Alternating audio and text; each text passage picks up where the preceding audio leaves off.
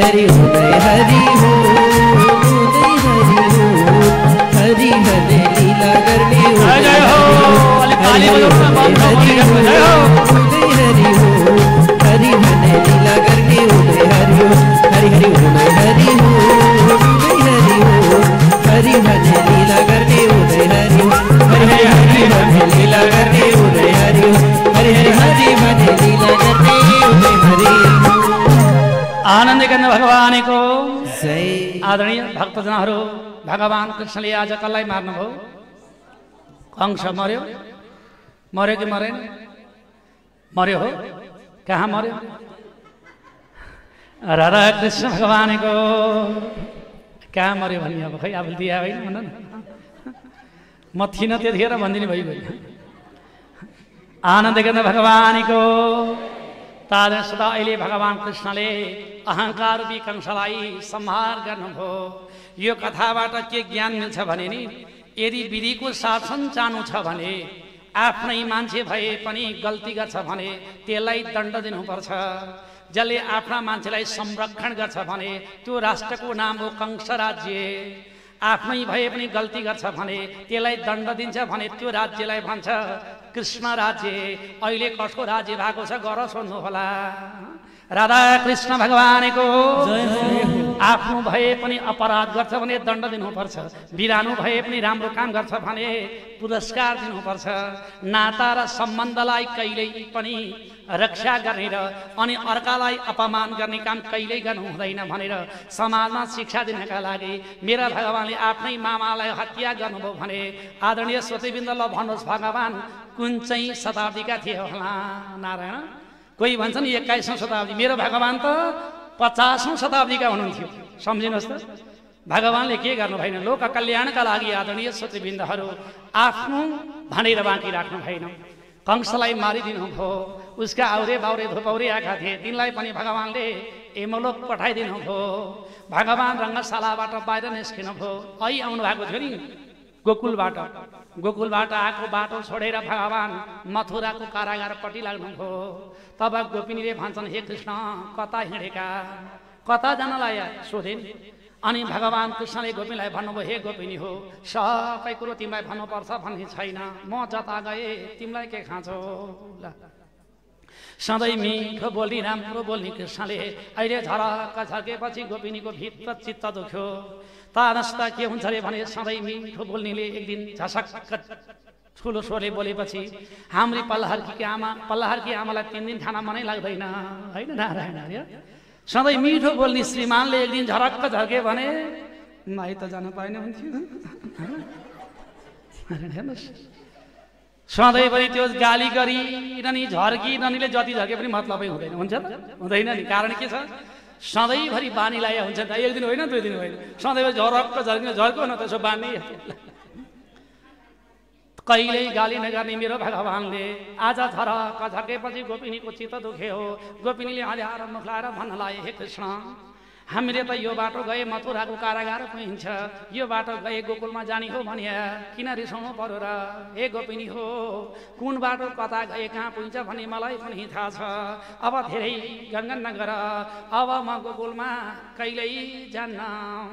तदस्ता अहिले त भनेको थिएँ म झट्टै आउँछु गोपिनी हो, जाऊ भनेका थिएँ। अहिले भने कृष्णले जान्न कहिले गोकुल भनेपछि गोपिनीहरू डाँटो छोडेर रुन लागे। कृष्ण के भनेका? तिमी बिना गोकुलका गाईका बाछाहरू न्यास्रिनेछन्, गाईहरू न्यास्रिनेछन्। चराचुरुङ्गी नदी नाला खरे खोल्चा मात्र होइन, त्यो गोकुल भूमि नै न्यास्रिनेछ। तिमी बिना हाम्रा हृदय शून्य हुनेछ। कृष्ण त्यसो नभन, जाउँ हिँड्दा गोकुलमा, हाम्रा बच्चा भोकाए होलान्, गाई बाछा पनि भोकाए होलान्। भगवान कृष्णलाई गोपिनीले कति ढिपी गरे, तर भगवान भन्नुहुन्छ, हे गोपिनी हो, जति रोइ कराई गरे पनि अब म गोकुलमा कहिल्यै जान्न। जाऊ फर्केर मेरो मातापितालाई पनि लिएर जाऊ, मेरो मातापिताको पनि हेर विचार गर भनेर परमात्माले तब गोपिनीलाई फकाउनु भयो। तर गोपिनीले पटक्कै मानेनन्। हे यशोदा मैया, हामीले भन्दा कृष्णले मानेनन्। कतै तिमीले भन्दा मान्छन् कि जाऊ न एकचोटि भन भनेर सारा गोपिनीले बिन्ती गरेपछि यशोदा मैया गएर आमा यशोदाले कृष्ण भगवानका गालामा यसो सुमसुमाउनुभरि माया गर्नुभयो। श्रीमा सुमसुमाएर माया गर्दै यशोदा मैयाले तब कृष्ण भगवानलाई छातीमा टाँसेर भन्नुहुन्छ, मेरा बाबु के भनेका तिमी गोकुल जान्न भनेका हो आमा म जान्न अब हजुरहरू जानुहोस् गोकुलको हेरविचार गर्नुहोस् गाई बाछाको रेखदेख गर्नुहोस् आमा तपाईँको र मेरो भेट अब कहिल्यै पनि हुँदैन भगवानले आमा जानुभन्दा पनि यशोदा मैया पटकै मान्नुहुन्न लडीबुडी गर्नुहुन्छ कृष्णलाई हात समाउनु भएको छ गालामा तब मोही खानुहुन्छ शिरमा सुमसुमाएर छातीमा टास्नुहुन्छ पटक्कै छोड्नुहुन्न अनि भगवानले आँखाडा आँसुको धारा बगाउँदै भन्नुभयो नि आमा नभनिकन बिदा हुँला भन्ठाने हो तर केही लागेन नभनी सुखै पाइन सत्य कुरा गर्ने हो भने आमा तपाईँ मेरो आमा होइन र मेरा बाबा नन्द बाबा पनि होइन त यसरी मेरो आमा होइन भनेपछि यशोदा मैया भक्लक्क भुइँमा लड्नुभयो धेरै बेरसम्म बिचे भएकी यशोदा मैया तब भुइँमा लड्या देखेर सारा गोपीले कृष्णलाई गाली गरे निन्दा गरे तिरस्कार पनि गरे कृष्णले सिमाना हुन्छ धेरै माथि पुगी धेरै ठुलो मान्छे बनिछस् हिजोसम्म त्यति धेरै दैतमा त तेरो घमण्ड पटकै आएन आज एउटा कंस मारेपछि तैँले आफ्नै आमालाई पनि आमा होइन भन्न कसरी सकेको हो यसरी गोपीले गाली गरेपछि भगवानले पनि रुँदै भन्नुभयो हे गोपिनी हो सत्य कुरो पचाउन गाह्रो हुन्छ तर मैले नडाँटिकन भन्नुपर्दा कुरो यही हो तिमीले जति सुकै बिन्ती गरे पनि म गोकुल पनि जान्न र मेरा बाबा आमा पनि नन्द बाबा यशोदा मैया होइन मेरा बाबा अहिले मथुराको कारागारका बिचमा हातमा हात गलामा मेल लगाएर घाँटीमा डोरीले कसेर मेरो भगवान अहिले मेरी आमा मथुराको कारागारका बिचमा दिनरात रोइरहेकी छन्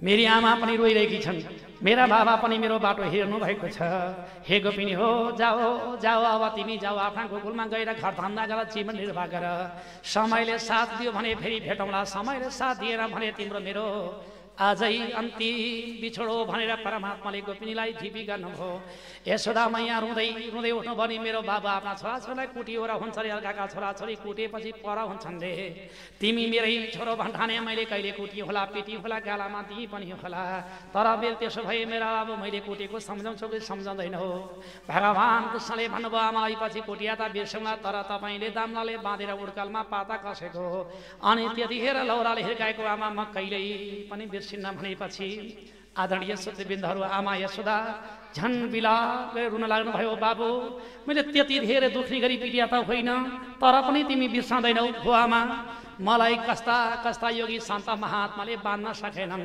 तपाईँले आमाको माया दिनुभयो आमा त्यो माया म कहिल्यै पनि भुल्दिनँ किनभने संसारमा सबैभन्दा ठुलो माया आमाको माया रहेछ जसले जस्ता पराक्रमीलाई पनि नियन्त्रण गर्न सक्ने शक्ति त्यही आमाको मायामा रहेछ आमा तपाईँले मलाई मायाले बाँध्नुभयो त्यो माया म बाँचुन् जेल कहिल्यै पनि भुल्दिनँ भनेर परमात्माले आमा यशोदालाई बिदा माग्नुभयो आमा जानु अहिले तपाईँ पछि भेटौँला अब नाइ भनौँ भने गाई बाछा भकाइसकेछ होला जानु पर्यो सारा गोपाल र गोपिनीहरू रुँदै रुँदै गए पर पुगे हेर्नुहोस् त हाम्रा कृष्णको ठट्टा गर्ने बानी छ कहिलेकाहीँ ठट्टा गरिरहन्छन् अहिले पनि ठट्टा गरेर जान भने होला आउलान् कि भनेर पर पुगेर गोपिनीहरूले भने कृष्ण आउ न आऊ भनेर बोलाए तर गोपिनीलाई भगवान भन्नुहुन्छ ए गोपिनी हो जाओ जाओ अब कहिल्यै आउँदिन भगवानले कहिले आउँदिन भन्नुभयो सम्पूर्ण गोपिनी रुँदै रुँदै गए गोकुलमा जता हेरो त्यतै अँध्यारो छ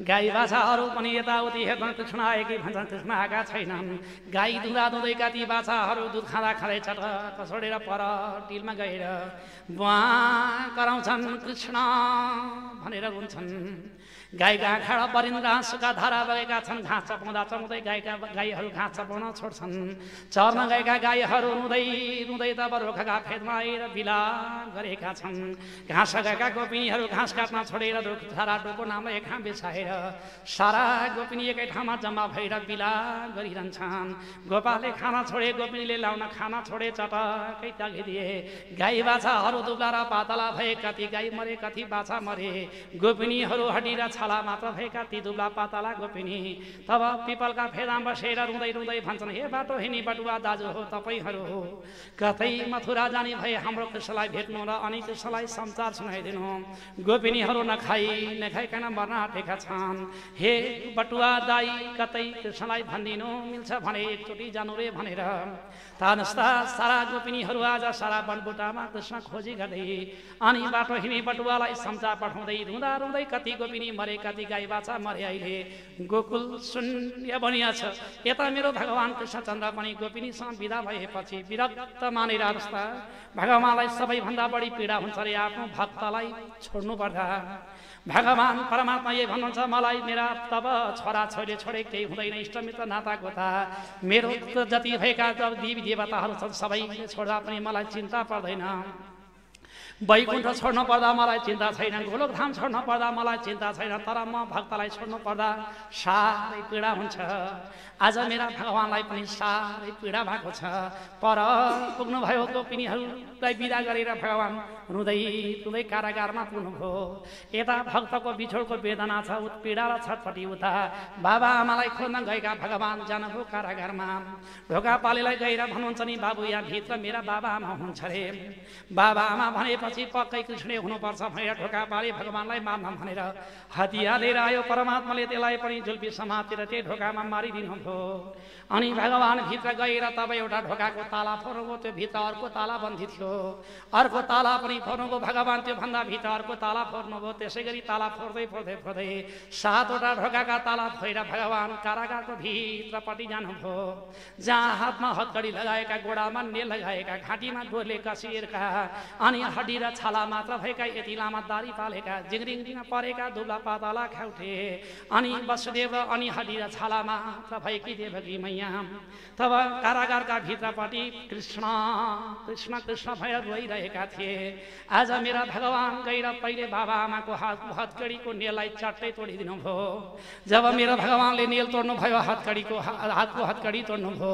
अनि घाँटीको डोरी पनि खुस्काएर अनि भगवानले गएर बाबा आमालाई दण्डवत प्रणाम गर्नुभयो माता तपाईँको अभागी काले कृष्णले आई भनेर परमात्माले गएर आमाको पाउमा दण्डवत गर्दा आमाका आँखाबाट हर्षको आँसु बगेर तपत छोरालाई उठाउनुको छातीमा टाँच्नुभयो आदरणीय सत्यबिन्दहरू जन्मेका दिनमा प्रसुतिका कोठाबाट लैर तबक्ति मथुराका कार तब तिनी मथुरादेखि लिएर गोकुलमा छोडेको बालकृष्ण आज 11 वर्षका उमेरमा आएर कारागारका बन्दी ढोकाबाट ढोका फोरेर तब हतकडी तोड्न आएका ती कृष्णलाई देखेर यशोदा तब ती महारानी देवकी कति खुसी भइनु होला देवकी महारानीले हतपत छातीमा टाँसेर मेरा बाबु म अभागिनी पापिनी तब आमा भेट्न आयो नि भन्नुभयो हे आमा तपाईँ अभागिनी पापिनी होइन अभागी र पापी भनेको म हुँ किनभने हजुरका कोखमा मैले 9 महिनासम्म गर्भमा बसेँ जन्मने बेला हजुरलाई कति पीडा दिए कति डाह दिएँ कति छटपटी र वेदना दिएँ तर आमा